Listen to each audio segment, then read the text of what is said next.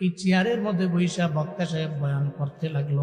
Channel 24 আজকে আসার সময় দেখলাম ওই বক্তা বয়ান করা অবস্থায় উনি মারা গেল, ব্রেইন স্ট্রোক করলো বয়ান করা অবস্থায়। ওনার মাথাটাই টেবিলের মধ্যে ঝুঁকে পড়লো, মানুষ মনে করলো মনে হয় এটার মধ্যে কারেন্টের শর্ট পড়ছে। মূলত কারেন্টের শর্ট না, ব্রেইন স্ট্রোক করে উনি আলেম, উনি বক্তা পড়ে গেল টেবিলে, ধরাধরি করে নিয়ে গেল গাইবান্ধা গোবিন্দগঞ্জের মহিমাগঞ্জের ঘটনা। বিদায় নিয়ে চলে গেল। আজকে সারা সোশ্যাল মিডিয়ার মধ্যে ওনার জন্য দোয়া, কালকেও পাবেন আপনারা ওনার জন্য দোয়া। উনি বিদায় নিয়ে চলে গেলেন। হুজুর ভালো মানুষ ছিলেন, আমাদের মুক্তবের মধ্যে পড়াইছেন, হুজুরের জন্য মানুষ দোয়া করে রে বাবা।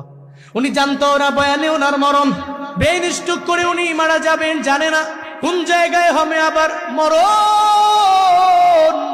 আমি জানি না, আপনি জানেন না, কেউ জানে না, আপনার মা বাবা জানে না। মনে রাখবেন, যেহেতু মননের কোনো গ্যারান্টি নাই, তাহলে এখন থেকেই চলবে আমার নামাজ। আমি তো মুমিন, আমার পরিচয় হলো 1 নম্বরে নামাজ। কোন জায়গায় যেহেতু মরবো আমার জানা নাই, তাহলে আমার এখনই মসজিদের মধ্যে দৌড়ায় যাওয়া লাগবে।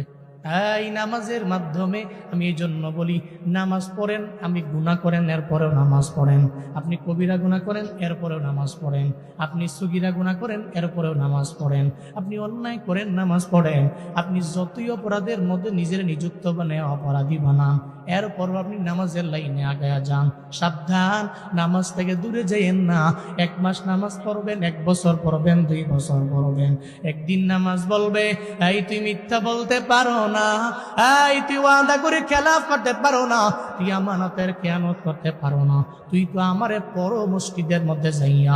দেখবেন 1 বছর নামাজ পড়লেন, আবার গুনাহ করলেন, হঠাৎ করে একদিন নামাজ আপনার কানের মধ্যে দইয়া বলবে তুই নামাজ পড়া নিজের মুসল্লি বানাইয়া